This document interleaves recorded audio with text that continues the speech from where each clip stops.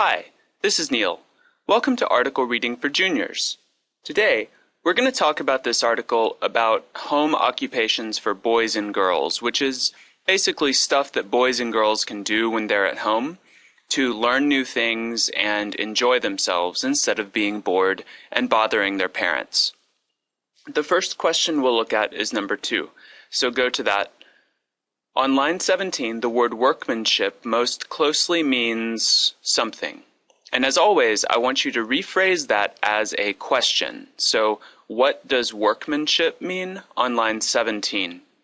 So you'd go down there and you'd read that sentence. In this way, the child exercises his or her artistic mind, learning to perceive beauty, proportion, the harmony of colors, and true workmanship. This part of the article is talking about a child making a necklace, and this sentence is telling us what that child learns from making a necklace.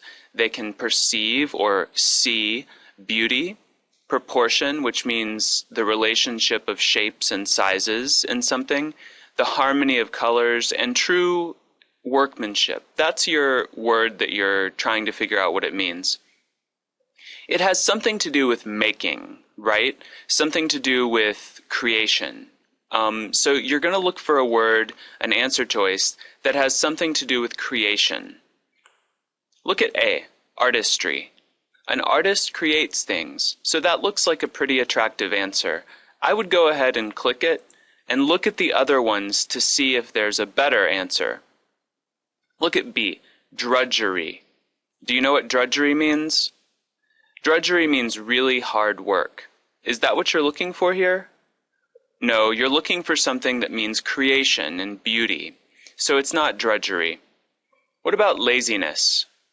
That doesn't sound right either, because you're looking, again, for something that means beauty and creation. So get rid of C. And toil? Toil means, again, hard work. So you're going to get rid of D as well. And drudgery, it means hard work, but really also boring work. So that's clearly not what you're looking for here. So get rid of B, C, and D. A is the answer. You click it and you move on to number 3 is the next one we'll look at.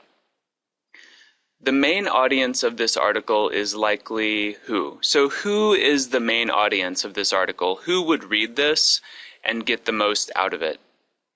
Well, the article talks about activities for children to do, but it seems to be aimed at the mother, because it always says a mother can also teach her children, a mother can teach her children, mother places 6 potatoes. So mother is guiding her children to do things in all of these questions. The article seems to be geared toward moms, people who can read it and then learn things to do with their children. So you're going to look for an answer choice that says moms. Does A say moms? No, A says children, and that's wrong. Mothers is B. Mothers are moms, so that's probably the best choice. Teachers, no, it talks about home, so what children are doing at home, not at school, so get rid of C. And unemployed people. It doesn't say anything about employment or unemployment, really, so you'd get rid of D as well. Let's move on to number 6, right here. According to the paragraph on lines 35 through 44, the author of this passage mostly wants children to grow up to be what? So what does the writer want children to grow up to be? Read that paragraph, but not the whole thing. Let's just start here in line 39. By making their own gifts, the children also learn the importance of economy. Now, economy as a noun can sometimes mean sort of all the business and money and everything that makes a country run in terms of its business. But here it means the importance of saving, or the importance of not spending too much or not being wasteful. So sometimes you'll see economy to refer to the practice of not spending a lot or saving. And that's what it means here. So before throwing away a discarded picture book, the children can ask themselves, is there another use for this thing? Blah, blah, blah. A nation trained in this way would preserve its forests and save its Niagaras. So he's saying, the writer is saying that someone who knows how to save things is not only going to save stuff in his or her own house, but also save the country's forests and the country's Niagaras. And Niagara is a waterfall in New York, if you didn't know that.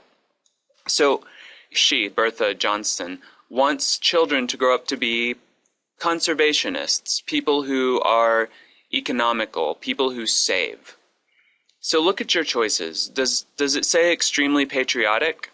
No, it says people who save. So get rid of A. What about religious? The paragraph doesn't mention religious at all, or religion, or spirituality, or anything really except Christmas, but not in a religious sense. So get rid of B. What about rich? Now it does say that she wants people to practice economy, but just because you practice economy doesn't mean you're rich, and just because you're rich doesn't mean you practice economy. There are lots of rich people who spend way too much money. So C is not your answer.